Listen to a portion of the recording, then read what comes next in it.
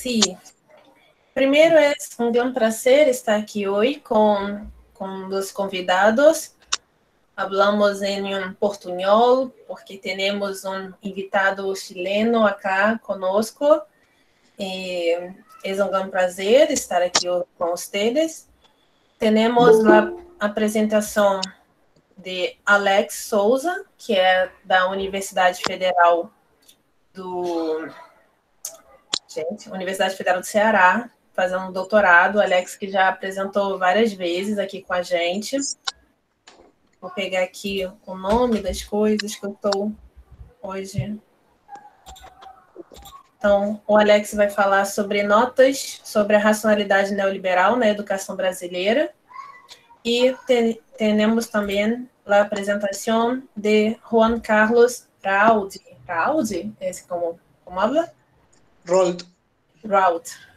Trabajador social de la Universidad Tecnológica Metropolitana, diploma em Psicoanálise e Discurso Social do Instituto Chileno de Psicoanálise, Magister em Pensamento Contemporâneo em Filosofia e Pensamento Político do Instituto de Filosofia de la Universidad Diego Portales, em Chile, e investigador associado ao Centro de Reflexiones Públicas. Hace mucho trabajo. Eres un bueno currículo. Vamos a empezar com a fala de Juan Carlos. Vou compartilhar a tela com vocês.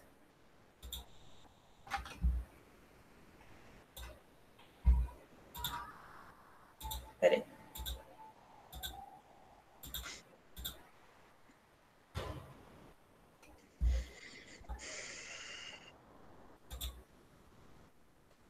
Mira?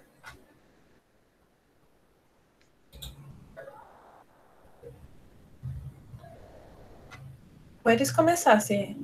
Sí, yo no veo la pantalla, pero ahí sí, ahí la veo. ¿Sí? ¿Está viendo la tela? Perfecto, sí. Sí, ok. Todo bien. Bueno, en primer lugar, muchas gracias, buenas tardes a todos.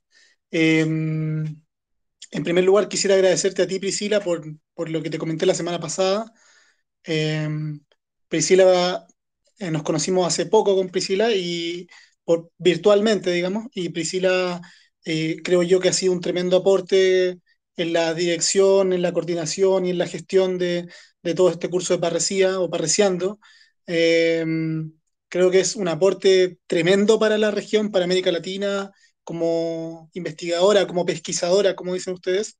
Eh, Así que eso, te lo agradezco personalmente, Priscila, por la invitación, la cordialidad, la amistad, digamos, la buena onda. Acá en Chile decimos buena onda. Dicho eso, voy a intentar hablar lento, pero intentar ser súper como enfático en mi presentación. Yo soy, ante todo, un investigador que está interesado en la infancia. Ese es mi problema. Pero no cualquier infancia, sino que la infancia desprotegida en Chile. Lo que me interesa es hice una investigación, una tesis de magíster, una tesis de maestría, sobre la desprotección de la infancia en Chile. Más no de cualquier infancia, sino que de la infancia que en la historia social es conocida como la infancia del bajo pueblo, la infancia pobre, la infancia abandonada, la infancia guacha, la infancia expósita, sin padres, digamos, eh, y ante todo de la infancia pobre.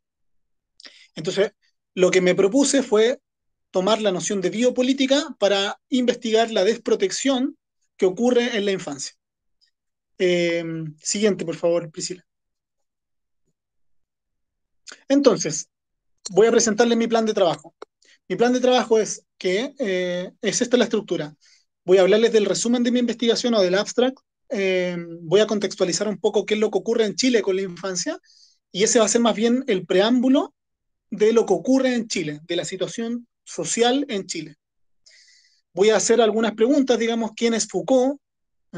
Probablemente todos los investigadores relacionados o interesados en Foucault tienen la idea de un autor, pero lo que yo me interesé fue en generar otros usos en Foucault, abrir otros campos de investigación en los denominados Foucault Studies. Entonces, ¿Cuáles son los usos que se le hacen a Foucault? ¿Es posible pensar un Foucault distinto a 36 años más o menos de su muerte? Para eso yo lo que hice fue tomar la categoría de caja de herramientas, que es el concepto que desarrolla Foucault y Deleuze, eh, para precisamente hablar de un Foucault en la infancia. Si bien voy a explicarlo, Foucault no tematizó nunca de manera rigurosa el problema de la infancia, sí esbozó algunas aproximaciones preliminares al concepto, a los problemas que se generaron en la infancia. Después puedo aclarar este tipo de cosas si alguien tiene alguna duda. Eh, por lo tanto, lo que yo hago es poner a Foucault a través del concepto de biopolítica en los problemas de la infancia en Chile. Eh, es necesario decirles que esta es una investigación de alguna manera inédita porque no hay nadie haciendo biopolítica de infancia en Chile. Yo creo ser el único investigador, revisé toda la literatura que estaba en español en Chile y en América Latina y no encontré ningún tipo de investigación, ni de maestría, ni de pregrado, ni doctoral, haciendo este tipo de investigación en Chile. En Chile, en América Latina, en México hay algunas cosas, en Brasil no revisé porque no leo portugués, eh, pero todo lo el resto, como de español, no encontré nada. Tampoco en inglés algunas cosas, pero muy poco. Voy a hablar de algunas observaciones críticas que se le hacen a Foucault, de algunas críticas que se le hacen a Foucault que son acertadas, están buenas, digamos, son positivas, y algunas críticas de algunos filósofos que son, en mi opinión, erradas. Y después les voy a mostrar algunas imágenes de la institucionalización en Chile, de la institucionalización como un problema en donde la persona, el niño, está encerrado, está gobernado en una institución y su vida está privada de libertad. Eh, Entiendo que en Brasil, por lo que me comentaba Priscila, desde la reforma de salud, imagino yo, no existen grandes procesos de estatización de la vida, pero en Chile la población infantil que está confinada o estatizada o gubernamentalizada o prisionera es bastante, es mucho. Y después voy a contestar algunas preguntas que ustedes eventualmente tengan. Y entonces, este es mi plan de trabajo. Por favor, la siguiente lámina. Entonces, el resumen de mi investigación es el siguiente. Yo quise examinar la desprotección de la infancia, del bajo pueblo, la infancia pobre, en Chile, y para eso estudié la infancia desde el siglo XIX en adelante. Pero para poder estudiar la infancia en el siglo XIX me vi obligado a ir a la Grecia antigua para poder estudiar el problema de la infancia. ¿Dónde parte el problema de la infancia? Y la verdad es que no ha existido sociedad humana, no ha existido nunca un proyecto de vida humana que no haya albergado, que no haya tenido algún grado de institucionalización. Siempre, ya desde la Grecia antigua, Aristóteles legislaba qué cosas había que hacer con respecto a los niños abandonados. Si había que darles muerte o no, si había que prepararlos para la guerra o no. Eh, y básicamente los temas infantiles estuvieron asociados a la paideia, a la educación, a la guerra, pero también a la institucionalización como un problema infantil. Entonces me comencé a dar cuenta que si uno pensaba Foucaultianamente esto, uno podía entender el problema de la institucionalización infantil como una estrategia de gobierno, de control y de encierro de la población. Es eso lo que yo trabajo en mi tesis de magíster.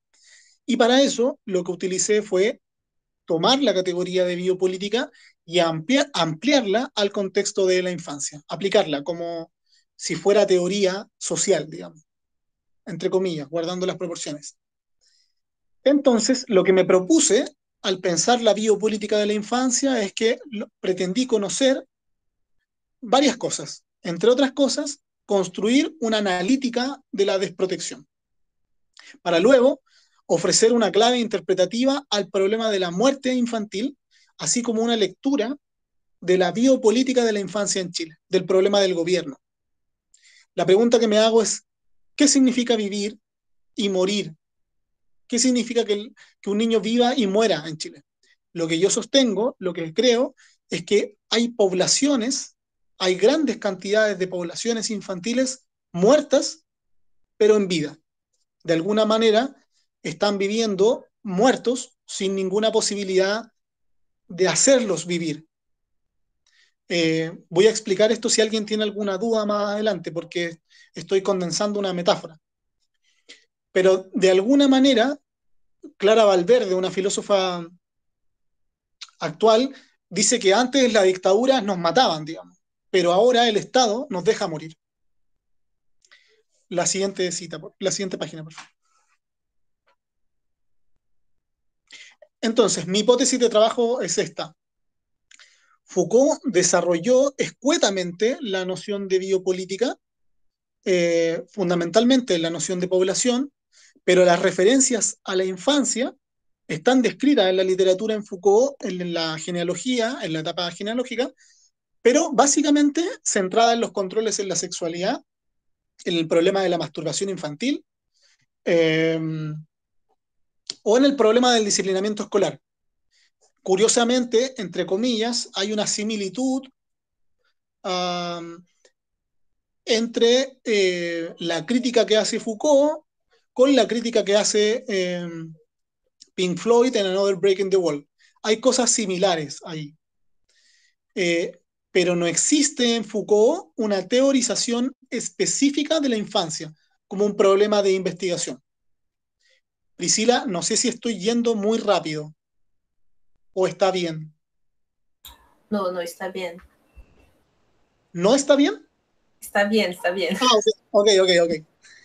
Entonces, gracias Priscila. Entonces, como Foucault no realizó una teorización específica de la infancia, porque evidentemente Foucault se abocó a otros problemas, pretendí utilizar esta metáfora de la caja de las herramientas para proponer, para ratificar a la biopolítica como un paradigma válido para comprender los problemas infantiles, particularmente los problemas de la desprotección en la infancia.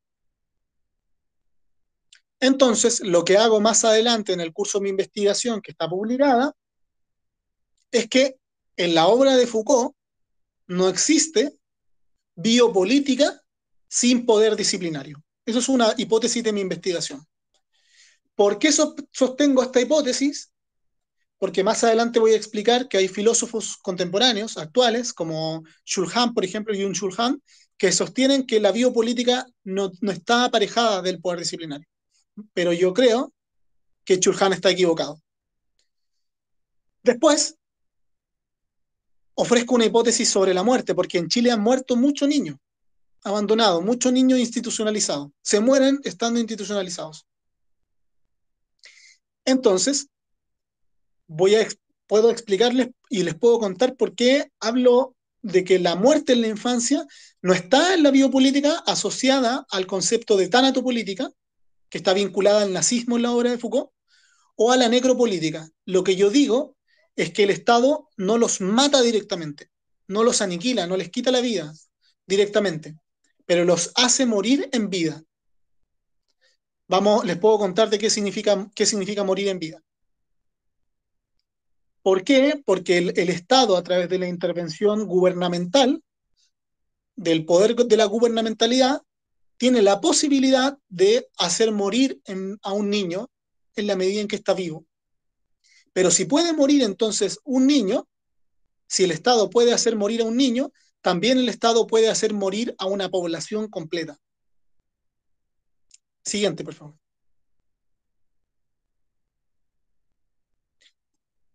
Les conté de algunas críticas a Foucault, a la biopolítica de Foucault. Lo primero es que Foucault desarrolló escuetamente, o sea, no escuetamente, Foucault desarrolló en el contexto de la genealogía el concepto de biopolítica. Pero después Foucault abandona este problema y se va a estudiar los problemas de la Grecia antigua. Y hay un giro en Foucault en esa etapa de su vida. No me voy a centrar en la tercera etapa, ni en la cesis, ni en el problema del ascetismo, sino que lo que quiero decirles es que Foucault reconoció que existen ambigüedades y dificultades metodológicas en el concepto de biopolítica. Foucault reconoció en algún momento de su vida que el problema era ambiguo, que el concepto de biopolítica era un poco enigmático. Eh, entonces, si Foucault reconoció que el problema de la biopolítica era un problema ambiguo, es importante reconocer en la obra de Foucault que la vida en sí, el concepto de vida, a Foucault nunca le interesó la vida en sí, la vida como en sí misma, sino que lo que le interesó fue el concepto de población. Es precisamente el concepto de población el quid del asunto. La palabra vida, en mi opinión, es un concepto esquivo, resbaloso, difícil de abordar eh, filosóficamente en la obra de Foucault. Y entonces, cuando Foucault inicia el concepto de biopolítica, Foucault parte diciendo que en el problema de la soberanía consistía en el poder del soberano, en este derecho del hacer morir o dejar vivir, que Foucault convierte al poder de dejar morir y hacer vivir, en esa fórmula que es un poco compleja. Entonces, el concepto de biopolítica para Foucault no es tan solo, y esto es lo importante, no es tan solo un poder sobre la vida, sino que también es un poder que opera, que funciona como un poder de gobierno sobre la población, sobre los seres vivientes, va a decir Foucault, sobre los hombres. Y entonces es importante reconocer que en Foucault existe este tránsito del poder soberano al poder moderno, de que la biopolítica no es tan solo un problema sobre la vida, sino que también sobre el gobierno, y por eso hay un tránsito en la obra de Foucault de la biopolítica a la gubernamentalidad. Todo eso está en el mismo contexto. Y los, en el campo de los Foucault Studies, en la literatura especializada, en los estudios post-Foucaultianos, podríamos decir, la muerte en Foucault sigue siendo un problema enigmático, un problema filosófico, un problema abierto. Siguiente lámina, por favor.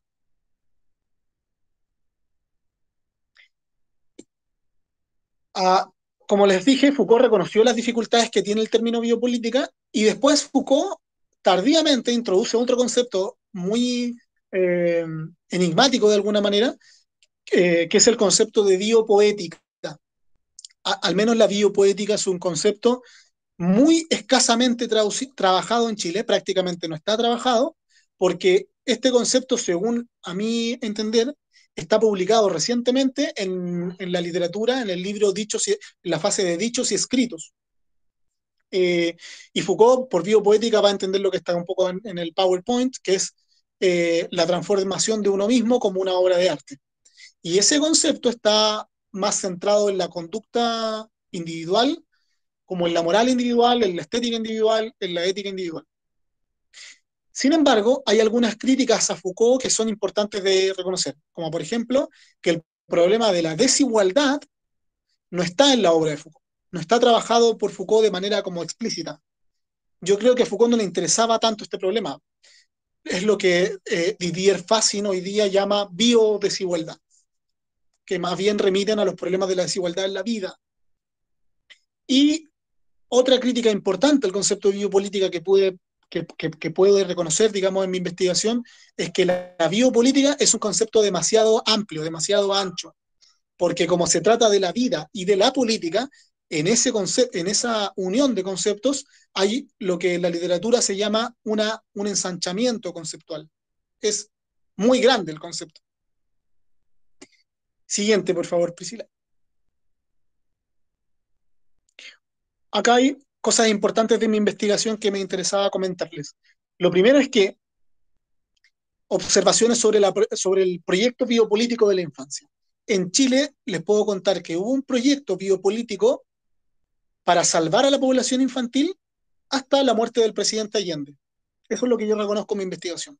Durante todo el siglo XIX y XX se generó un proyecto fundado entre las ciencias médicas, los médicos, enfermeras, los profesores, el Estado, la salud pública, para proteger a la infancia, para generar un proyecto eh, de protección de la vida, pero ese proyecto de protección de la vida, de protección de la población, de cuidado de la población, de higiene, de higienización, de intervención médica, de salubridad, terminó con la muerte de la salud pública. terminó con la muerte del presidente Allende.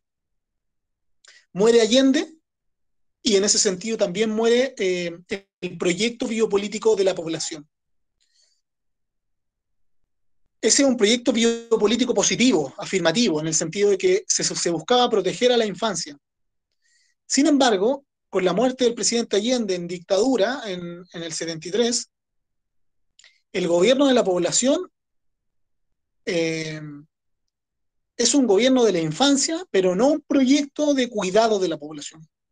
Por eso en Chile tenemos tanto niño muerto, por eso en Chile tenemos tanto niño abandonado, por eso en Chile tenemos tanta barbarie, tanta destrucción de la infancia, porque no existe un proyecto de cuidado.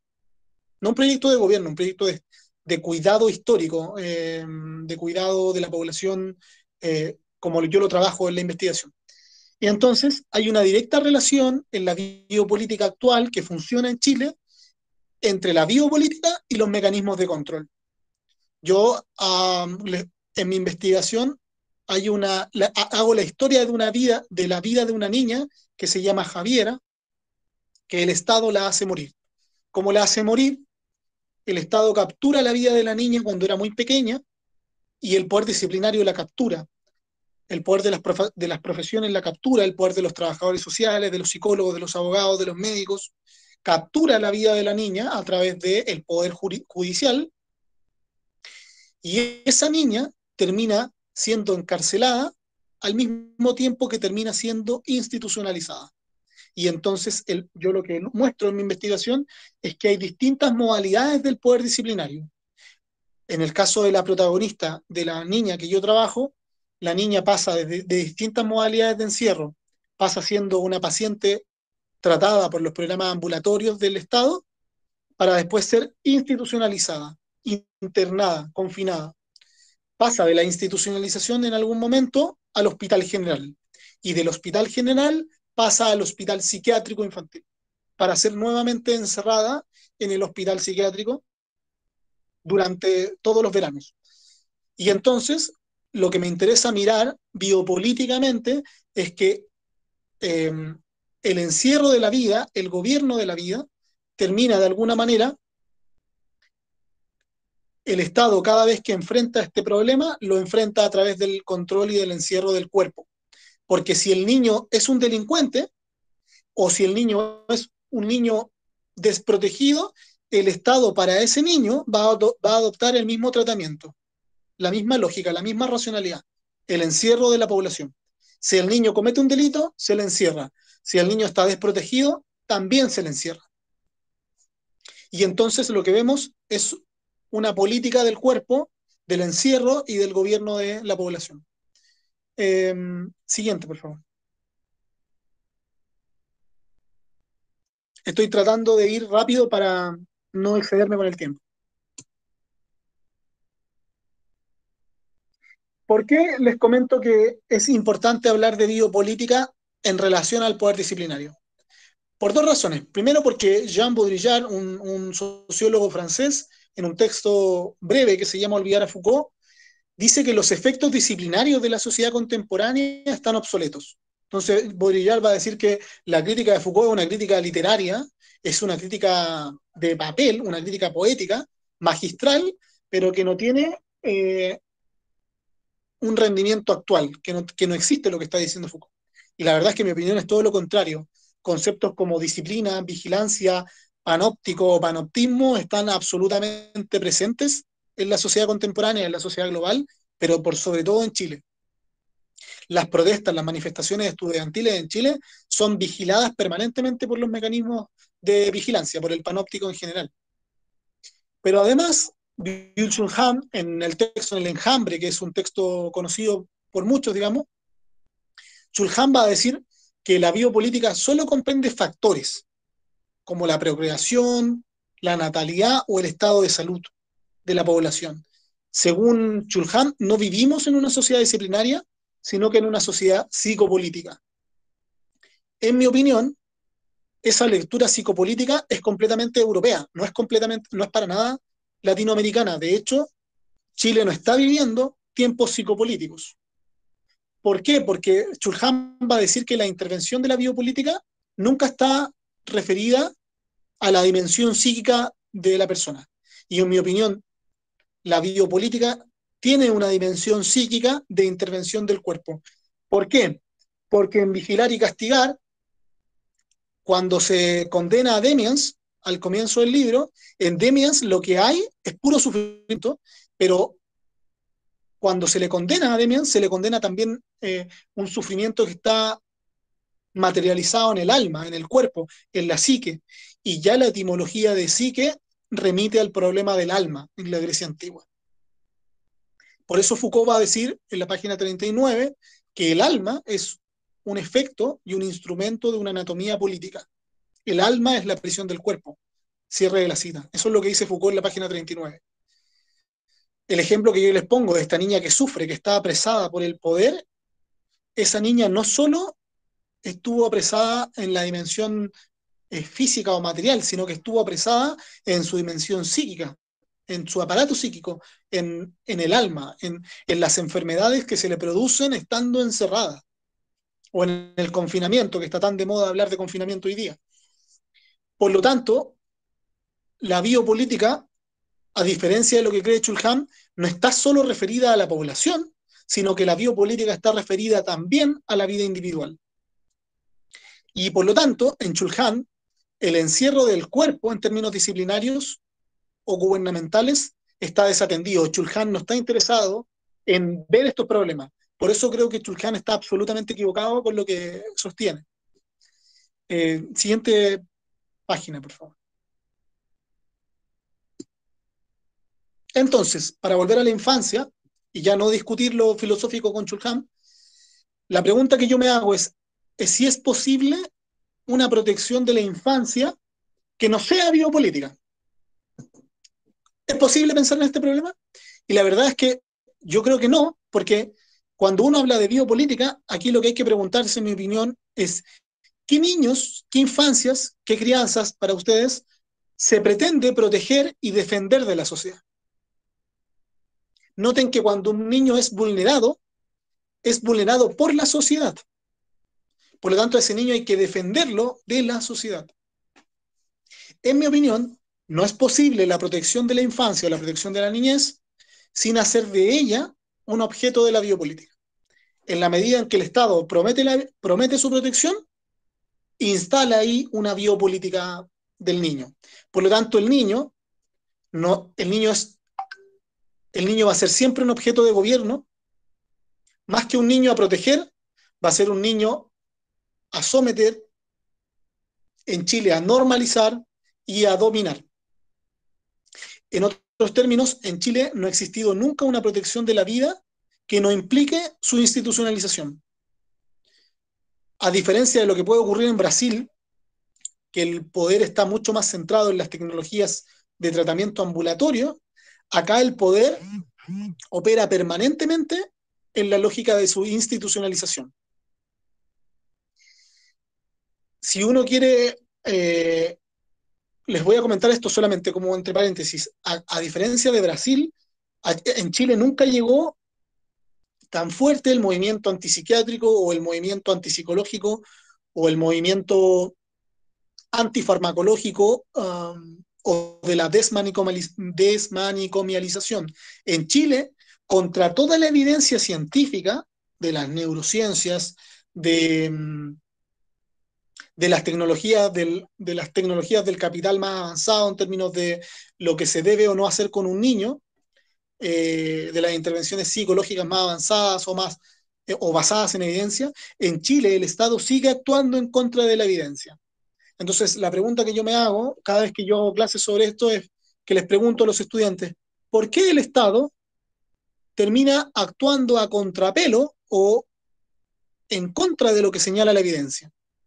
Porque noten que institucionalizar a un niño es caro, es costoso económicamente, pero el Estado sigue institucionalizando a contra de todo paper, en contra de toda revista científica, en contra de todo journal, en contra de toda recomendación de expertos.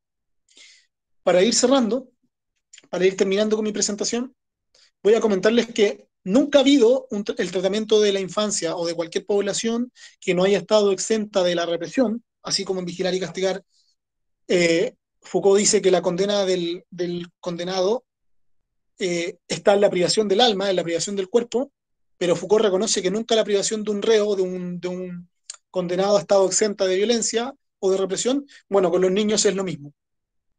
Pero hay otro poder que es importante reconocer en la biopolítica, que tiene que ver con el poder judicial. El poder de la Convención Internacional de los Derechos de los Niños ha sido, en mi opinión, ha sido la principal, hoy día la Convención de Derechos del Niño es la principal referencia filosófica y judicial a nivel universal. Sin embargo, el poder de la Convención al mismo tiempo ha sido funcional a las prácticas de dominación infantil. ¿Por qué? Porque la Convención de Derechos del Niño, al mismo tiempo que consagra la libertad individual, la conquista de derechos individuales del niño, al mismo tiempo declara las condiciones de su encierro y de su privación de libertad, es decir, de la seguridad del Estado y de la población. Al mismo tiempo, la Convención de Derechos del Niño consagra derechos individuales del niño, pero esa misma convención realiza la conquista de derechos individuales, sostiene la conquista de derechos liberales, mas no derechos de la infancia como población, ni como clase. Siguiente, por favor.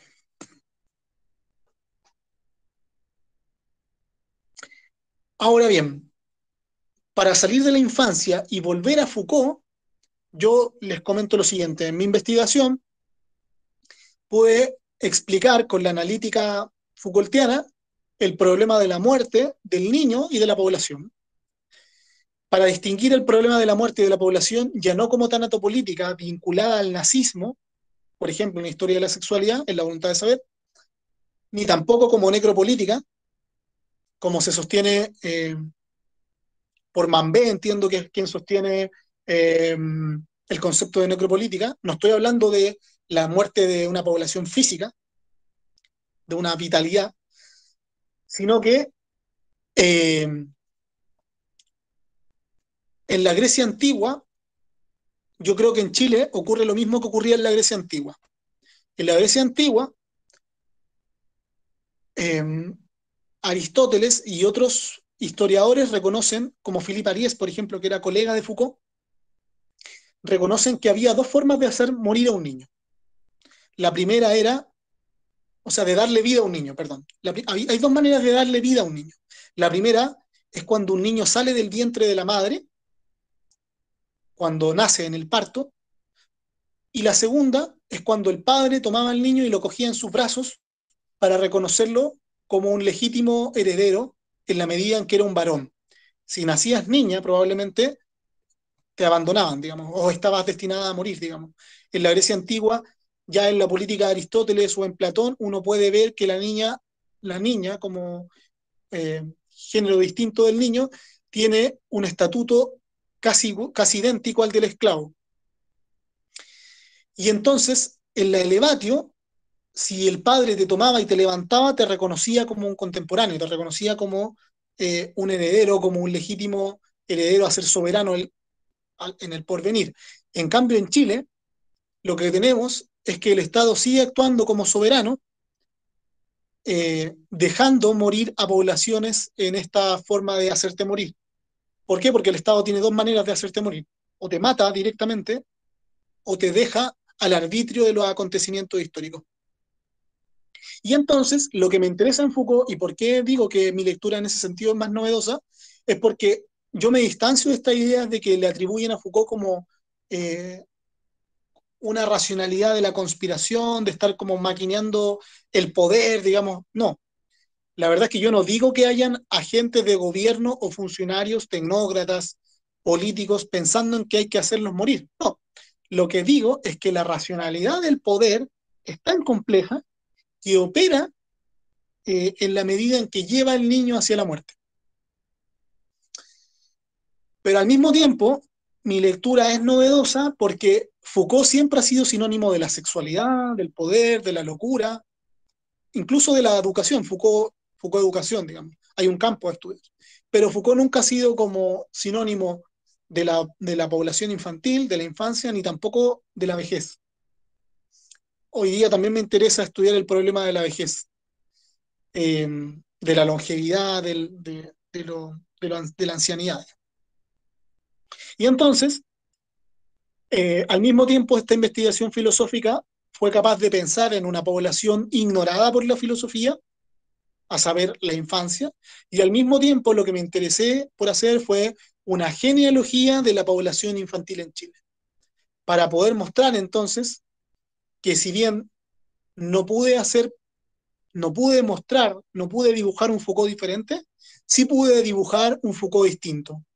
Quizá no distinto, no, quizás no tan distinto al autor inicial, pero sí diferente en tanto que eh, se abrió un campo de estudio en los Foucault Studies. Eh, siguiente lámina, por favor, para ir terminando. A diferencia de lo que puede ocurrir en Brasil, que me parece a mí que el sistema de salud está más avanzado, estas son imágenes actuales de la Casa Nacional del Niño, que es la principal institución en donde están abandonados los neonatos, las guaguas, los niños, los recién nacidos. En Chile, el problema de la institucionalización no es tan solo el problema de la microfísica del poder disciplinario, de la biopolítica, sino que también uno puede reconocer problemas tecnocráticos, digamos, problemas de calidad de las intervenciones infantiles, pediátricas, de los problemas psicosociales que existen, de los problemas médicos que existen, porque se sabe, por ejemplo, estas cunas son del siglo pasado. Las renovaron hasta hace muy poquito en Sename, hasta hace muy recientemente. Cuando tú vas a ver a estos niños a la Casa Nacional, todos tienen acá en la nuca tremendos pelones porque están gran parte del día acostados, recostados en estos huevitos, con muy poca participación afectiva del adulto, con muy poco involucramiento psíquico de otro adulto que sostenga un lazo psíquico con este niño. Siguiente página. Esta es la misma página en colores. Noten que el niño, de alguna manera, el cuerpo del niño está también administrado, contenido y resguardado, confinado por esta estructura como de alguna manera carcelaria, con barrotes, digamos, eh, con muy poca eh, afectividad, con muy poca evidencia de que esto funcione. Porque esto es un desastre, no funciona, digamos, ningún niño merece esta calidad de la atención. El espacio, si bien está higienizado, el espacio está carente de todo vínculo humano. Y es importante que el lenguaje afectivo se estructure en esta etapa vital como eso, como un lenguaje, lo que aquí no está presente. Siguiente página. Acá tenemos los típicos problemas de que las autoridades, la mujer que mira al niño, ve al niño arriba de los techos. Acá es como habitual que los niños anden arriba de los techos, incendiando los techos, quemando los techos, cortándose los brazos, cortándose el abdomen. Es constante que los niños estén como descompensándose o masturbándose o golpeando a otros niños porque están maltratados por el gobierno, digamos, y por el Estado. Noten que lo que dice la letra es Servicio Nacional de Menores, no de niños, no de, no de niños. Hablar de menores es todavía hablar de una lógica tutelar. Siguiente, por favor.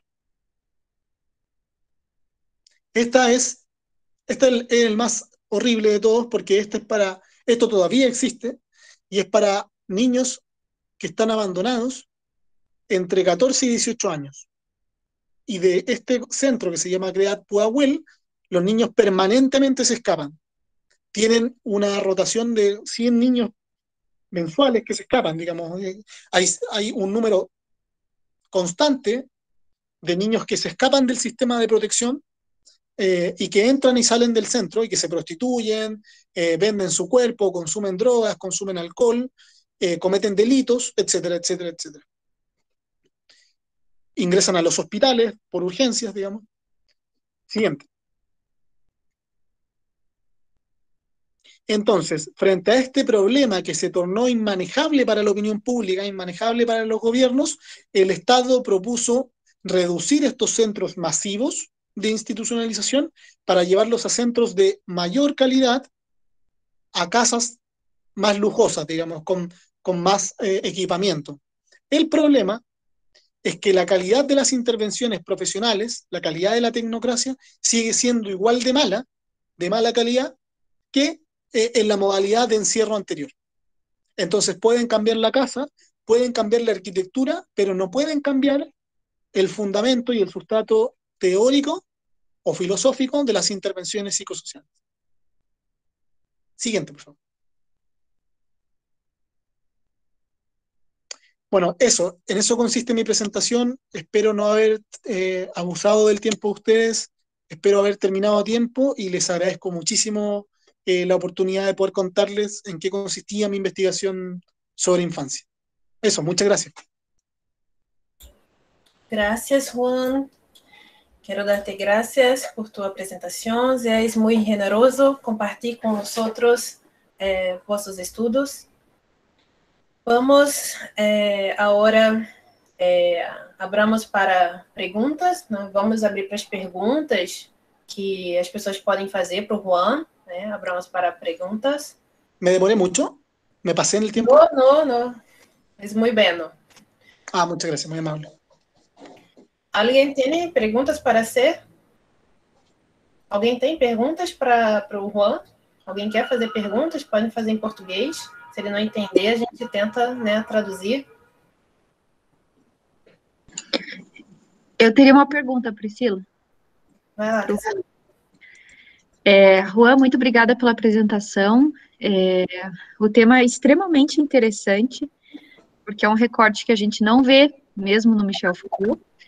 E você traz também essa questão, você levanta a questão da desigualdade na biopolítica, que eu acho que é mais do que relevante hoje em dia, justamente para que a gente possa perceber quais são os recortes também de classe que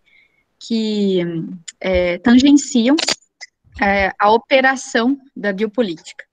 Mas a minha pergunta não vai nesse sentido. Eu gostaria, na verdade, de saber se você vê, ou se você já pensou na influência da ética Foucaultiana mesmo, sobre a construção de uma nova relação, ou de outras relações de poder, no que tange à infância, né? Se haveria um cuidado de tipo ético e não necessariamente institucional, que poderia ser exercido, né, entre a comunidade e as crianças. Sim. E em que medida também isso passa por uma ressignificação da própria noção de comunidade.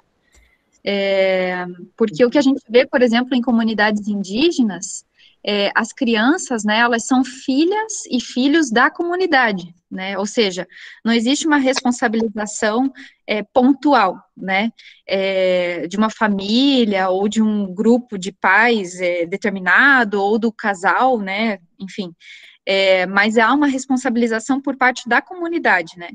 Então, são duas perguntas, na verdade, se existe uma influência da ética no vínculo no que tange essas relações com as crianças, na instância da comunidade, e se, por outro lado, essa influência da ética passa por uma ressignificação política da própria noção de comunidade. Wow. ¿Casiana? Isso. Obrigada. Sí. Muchas gracias por tus preguntas. Son preguntas muy interesantes y difíciles de pensar, porque el problema de la ética en Foucault, primero voy a responder un poco sobre la ética en Foucault y después voy a responder qué es lo que debiera ocurrir. Pero el problema de la ética en Foucault es una cuestión que no me ha interesado, porque lo que me interesó pensar en la investigación fue mi investigación completa está circunscrita al contexto de la genealogía en Foucault, a cómo el concepto de historia o de genealogía llega a Foucault a través de Nietzsche, y de cómo en esta etapa arqueológica, perdón, genealógica, no está presente el problema de la ética.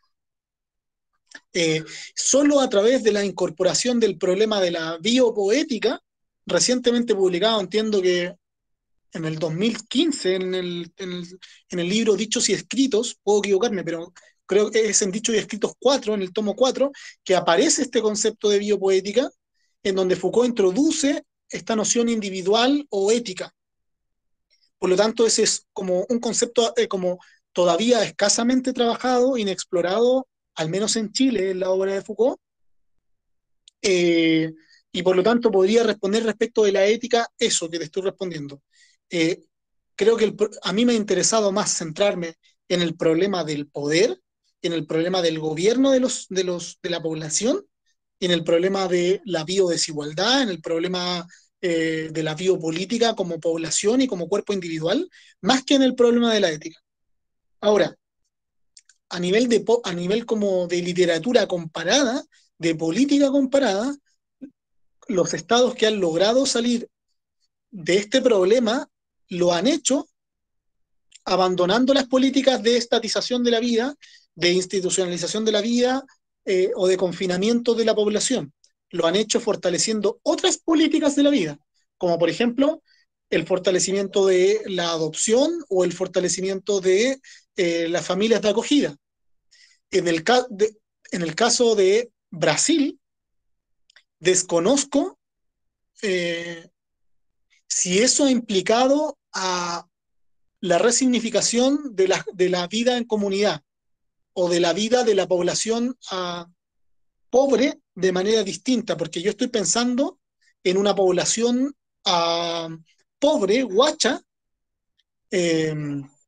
abandonada. No estoy pensando en la población de la clase dominante que tiene otros mecanismos de poder para...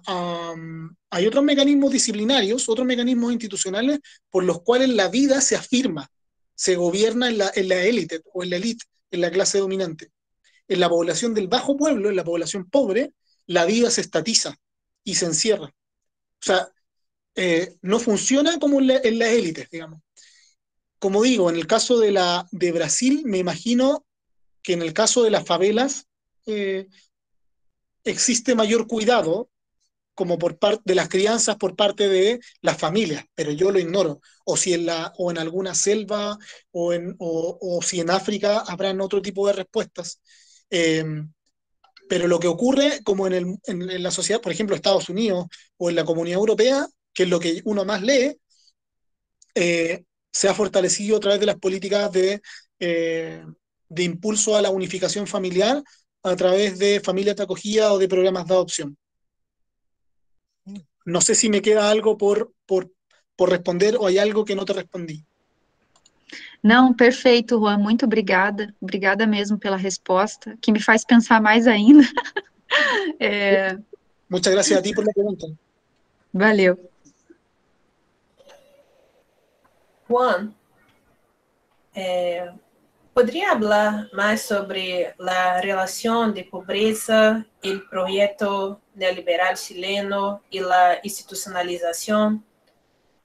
Eu penso que é um problema muito sério, porque aqui no Brasil temos diferenças, né, na questão neoliberal. Você pode compartilhar com nós o projeto né, neoliberal?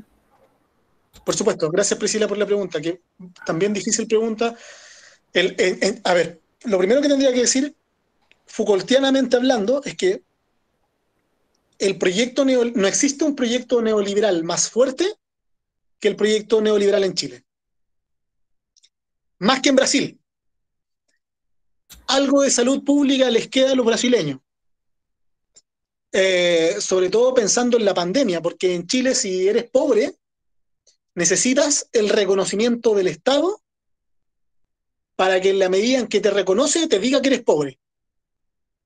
O sea, el Estado te acepta, por ejemplo, el Estado puede otorgarte un subsidio un bono para la pobreza, pero en ese reconocimiento de que te otorga un bono, te dice a ti en tu cara, te dice el Estado que eres pobre.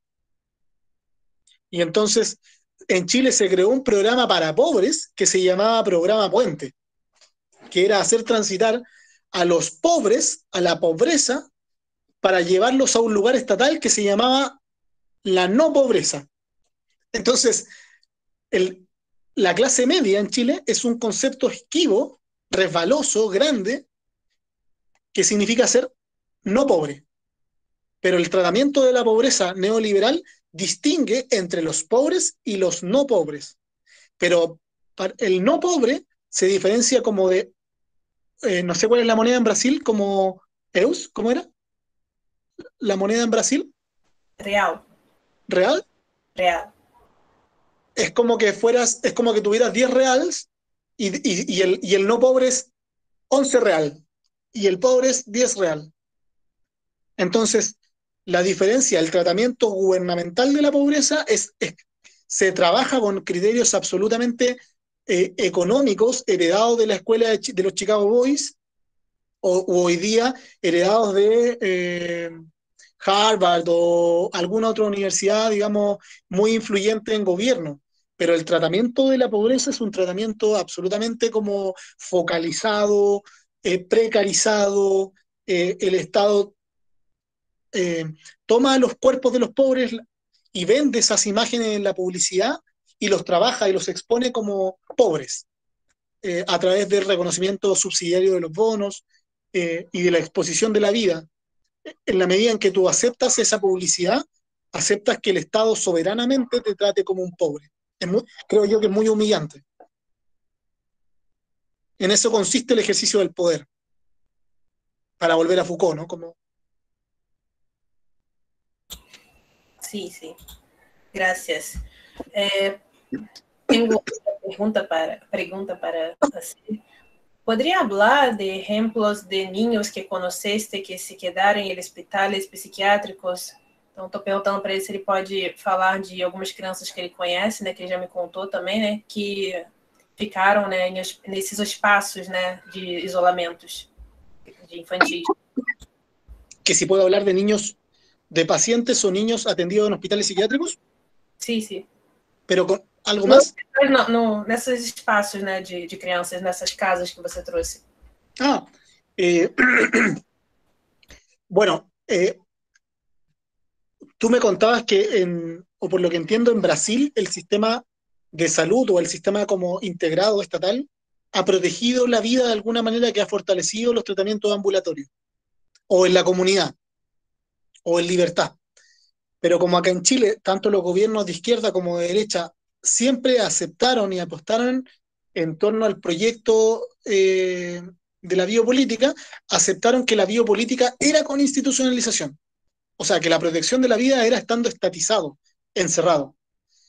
Y entonces, eso ha supuesto, o sea, eso supone, hasta el día de hoy, contra toda la recomendación como científica, que tú hoy día puedes revisar estadísticas de niños que ingresaron a la Casa Nacional del Niño cuando tenían 1 o 2 meses de vida, eran unas guaguas, no habían tenido ni la teta de su madre ni el pecho de la madre, y salen del Servicio Nacional de Menores cuando tienen 18 o 20 años. Es decir, estuvieron toda su vida encerrados en centros estatales y cuando necesitaron hospitalización los llevaron al hospital, pero son niños que no les llevan, que los profesionales no les llevan ni siquiera ropa al hospital.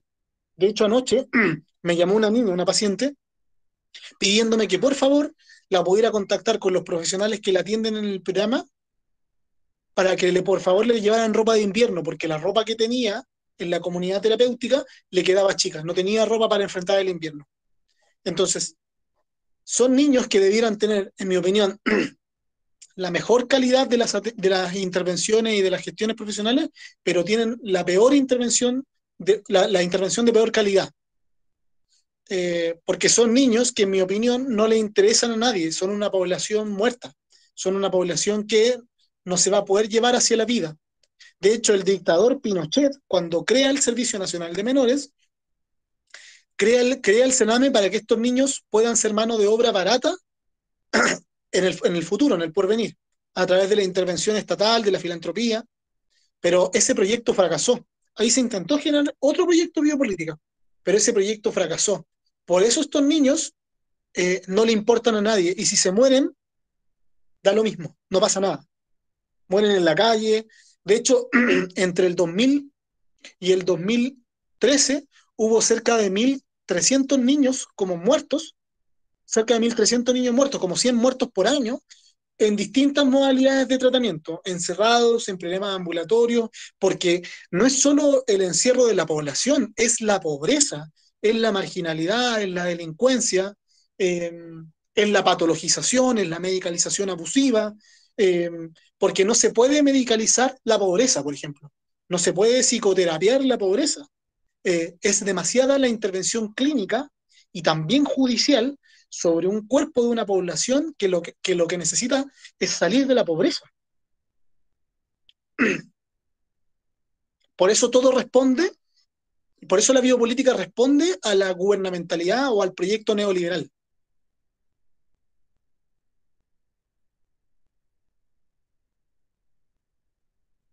Espero haber respondido.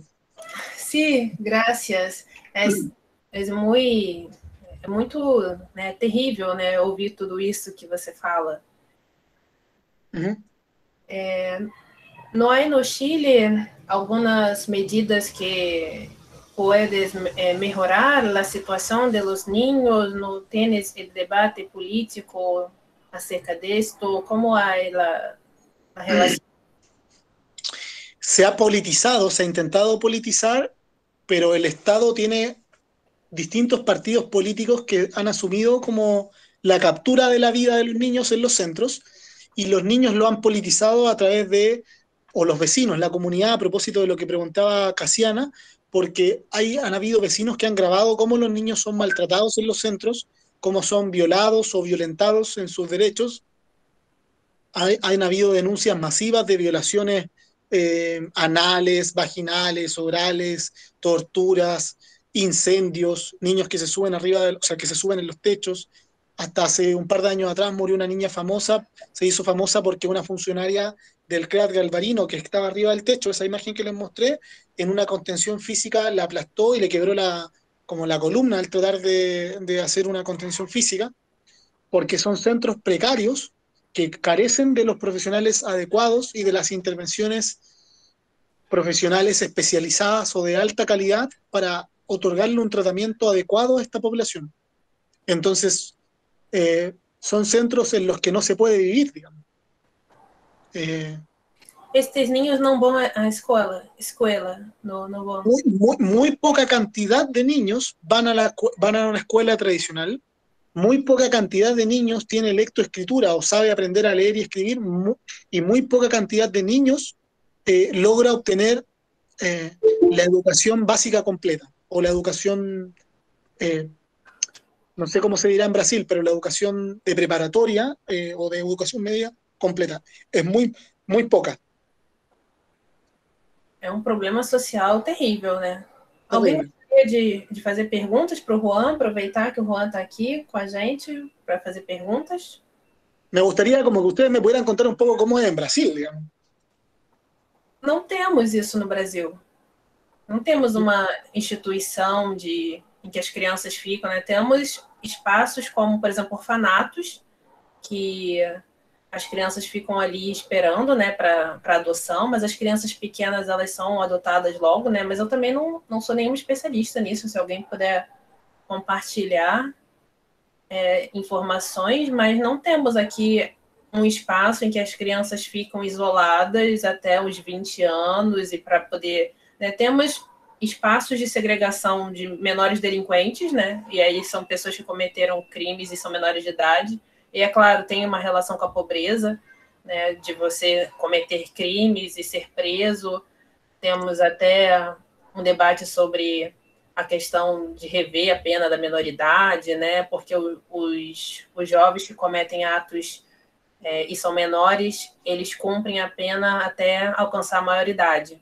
Então, a gente tem um debate sobre a questão dessa questão da pena, né, se ele teria direito à liberdade quando alcança a maioridade.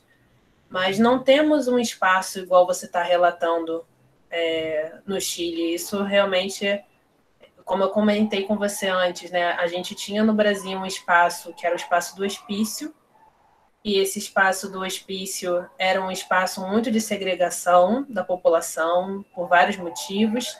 Um dos maiores diagnósticos do Hospício Nacional de Alienados aqui no Rio de Janeiro era de alcoolismo, por exemplo, e a gente tinha ala de crianças também, mas não era a maioria era de homens adultos por diagnóstico de alcoolismo. Mas a gente teve na década de 70 uma reforma psiquiátrica, né, muito grande, que acabou com muitos desses lugares.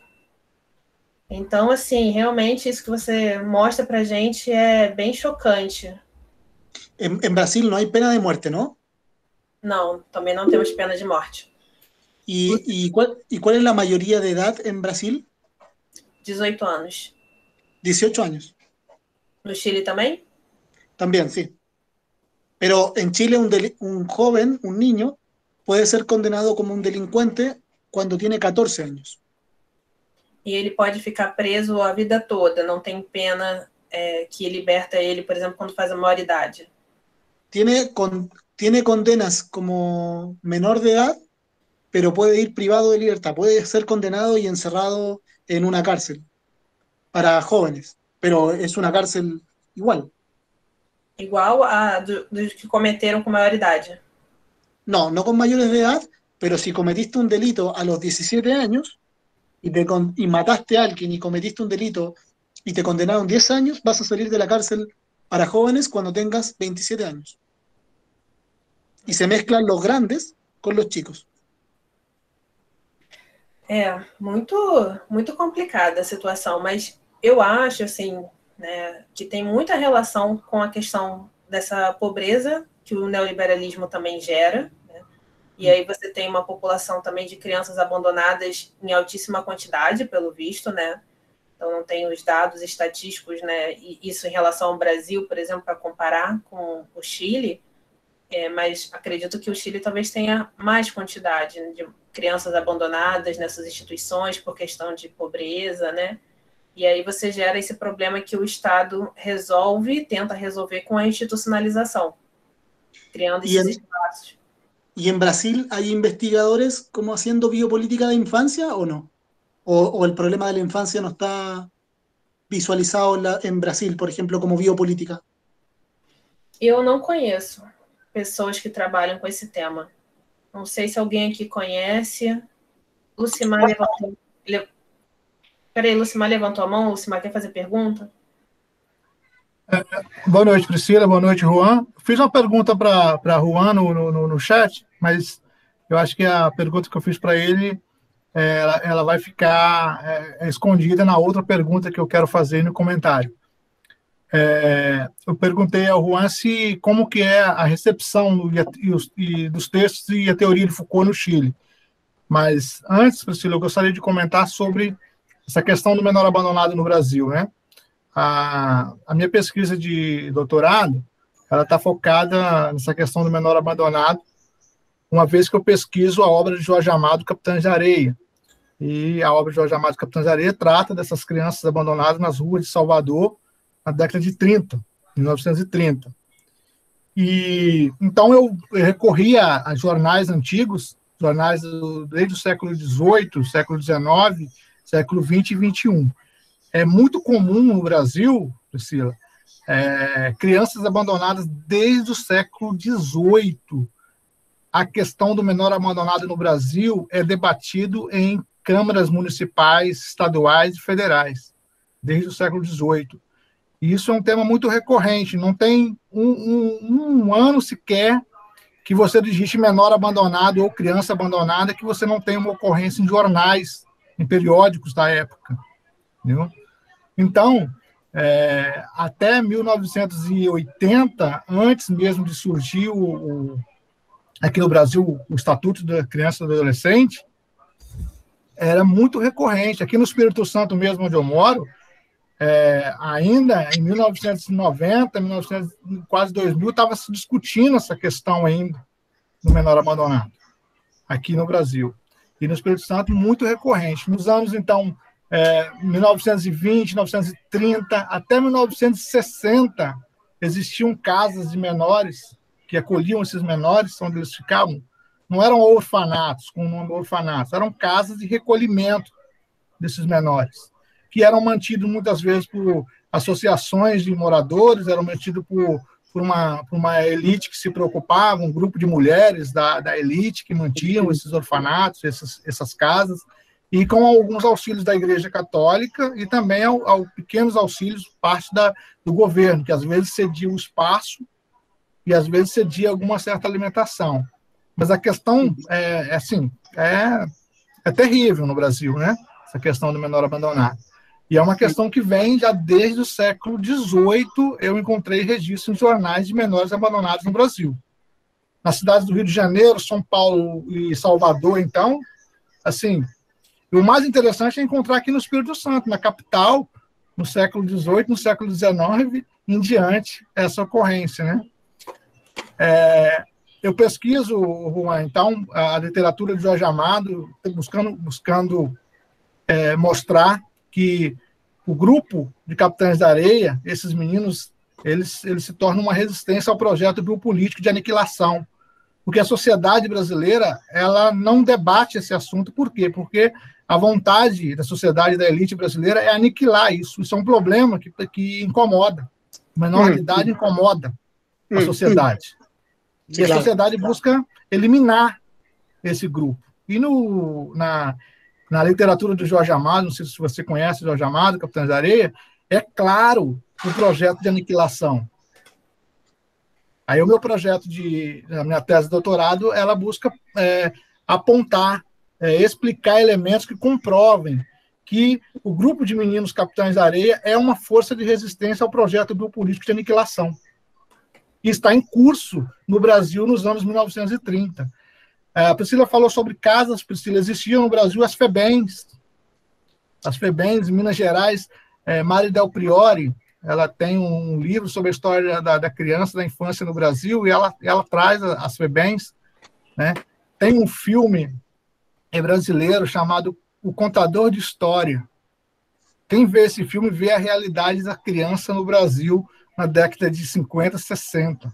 É uma coisa, assim, muito, muito interessante de você ver esse filme, Contador de História. E a Mari Del Priori, ela traz essa história, principalmente em Minas Gerais, né, os principais autores são de Minas Gerais, eles contam a criação da FEBEM e como era dentro da FEBEM o tratamento desses meninos. Depois a FEBEM são extintas, né, mas a FEBEM são extintas e cria-se os espaços que nós temos hoje de correção. A FEBEM, ela só abrigava. Hoje, os IASs, que não é aqui, aqui no Brasil, aqui no Espírito Santo é chamado IAS, né? Instituto Socioeducativo, alguma coisa assim. E os IASs, eles trabalham hoje com o efeito de punição. A FEBEM recolhia. O IAS hoje é o efeito de punição. E esses meninos, dependendo do crime que eles praticam, eles ficam lá até os 18 anos, e se a gravidade do crime for, se o juiz considerar, né, dependendo da gravidade do crime, eles são transferidos para a prisão do maior de idade, depois dos 18 anos. Existe ainda essa transição. Muitas vezes eles são soltos, postos em liberdade, né, mas dependendo da gravidade do crime, eles são transferidos aos 18 anos direto para o sistema prisional de adulto. Aqui no Espírito Santo funciona assim. Obrigada, Lucimar, por compartilhar com a gente. Eu também não pesquiso crianças, então fica difícil. Juan, quer comentar alguma coisa do Lucimar? Você entendeu o que ele falou? Gracias, Lucimar. Creo que entendí más o menos generalmente todo. Entiendo que Lucimar describió más o menos lo que ocurre en Chile, como la infancia o la crianza de alguna manera se vuelve peligrosa, incómoda para el Estado. Entiendo que hay casas de niños abandonados, que el problema es histórico. Como que capté la generalidad, pero si es que no me equivoco, Lucimar me preguntó en primer lugar como por la recepción de Foucault en Chile, ¿no? Sí, sí. Y la verdad es que a diferencia, yo me imagino, pero pueden ustedes corregirme a mí, yo puedo estar equivocado, pero yo me imagino que la recepción de Foucault en Brasil, particularmente en Sao Paulo, Río de Janeiro, fue distinta a la que ocurrió en Chile, porque Foucault fue a Río de Janeiro en el 78. Eh, en cambio, a Chile nunca llegó fuertemente ni el psicoanálisis ni Foucault a Chile, porque Chile estaba viviendo, Foucault muere en el 84 y, y Chile estaba en dictadura. Entonces, la penetración, la validez o la importancia del marxismo en Chile fue mucho más fuerte, la importancia de Marx, Lenin, eh, que en el contexto de la Guerra Fría, o del socialismo, digamos, que Foucault, porque Foucault de alguna manera, eh, Foucault es, eh,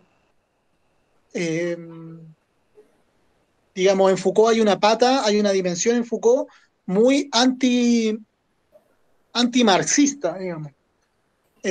No hay un debate con Marx, de Foucault con Marx directamente. Foucault reconoce cosas muy valiosas en Marx, pero tengo la impresión de que Foucault de alguna manera detestaba a los marxistas y por eso hay un texto que se llama Disparen sobre Foucault, eh, que es Foucault contra 10 marxistas distintos y la página del libro sale la cara de Foucault con, con una pistola disparándole a Foucault en la cabeza. Eh, por lo tanto, la recepción de Foucault acá en Chile fue una recepción escueta, baja, porque además quienes leen Foucault en general son un público más ilustrado, más educado que el público comúnmente de izquierda, más contestatario o más como... Eh, eh, voy a decirlo así, los lectores de Foucault son más exquisitos que la izquierda tradicional. Eh, y por lo que yo entiendo, los niños como delincuentes en Brasil o categorizados como delincuentes, claro, son un problema, digamos. A nosotros nos han llegado, a Chile, nos ha llegado como exportado desde el cine, como los delincuentes brasileños, los pequeños delincuentes brasileños, como lo que está en Ciudad de Dios o en ese tipo de películas eh, que le hacen muy mal como una muy mala publicidad a la favela, digamos. Sim. Agora, as crianças, bebês que estão ali, elas não são adotadas? Elas não têm uma demanda para que...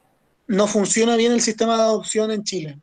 O sea, una guagua, por ejemplo, que es abandonada o que es violada por el padre y la madre no la puede cuidar porque ocultó la violación del padre.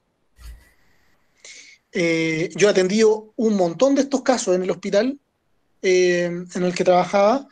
Incluso me ha tocado atender delitos sexuales como con enfermedades de transmisión sexual, por ejemplo, hepatitis B por una violación vaginal a una guagua. Esa guagua, el Estado la toma, el Poder Judicial la toma y se la deja al Servicio Nacional de Menores. Y esa guagua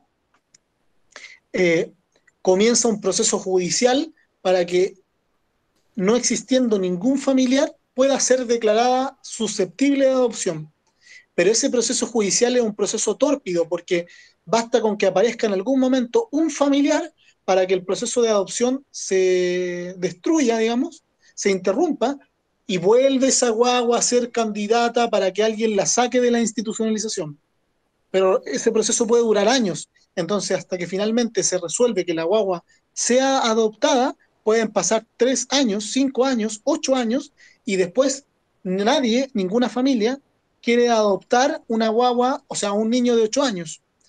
Y después hay otro problema en Chile, que es el problema de la validez o de la legitimidad que puede tener una familia heterosexual, heteronormativa, respecto de una familia, de un proyecto lésbico o gay o queer que quiera hacerse cargo de la vida de un niño, porque obviamente la familia heterosexual tiene más posibilidades de adoptar a una niña, a una familia que una familia lésbica, digamos, o donde hay un proyecto de lesbomaternidad, por ejemplo.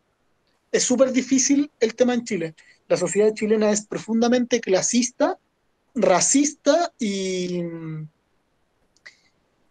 homofóbica, digamos. Si bien hay una mayor libertad sexual, sigue siendo una sociedad muy conservadora. Eso es propio del neoliberalismo, creo yo, como una dimensión católica, religiosa, protestante, conservadora, reaccionaria, ignorante también, de muy poca lectura. La derecha en Chile es una derecha bien ordinaria, así como con poca lectura, con poco libro. Con poca poesía. Y curiosamente todos los poetas importantes en Chile, o toda la mayoría de los intelectuales, la mayoría son de izquierda.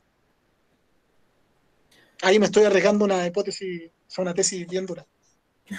Juan, muchas gracias por su presentación aquí con nosotros. Vamos à apresentação do Alex e depois podemos abrir para mais debates, ok? Muchas gracias, muchas gracias. Se pasaram muito amables. Graças. Não, mas, gente, eu quis, né, aproveitar o Juan aqui, que é, né, uma novidade para a gente também, né, saber um pouco mais sobre o Chile. Então, desculpa o Alex também, a gente acabou passando um pouco do tempo, mas acho que foi muito rico. Obrigada, Juan. Fica aqui com a gente, não precisa ir embora, não. Tá bom? Vamos para a apresentação do Alex. Eu vou pausar aqui a gravação e começar.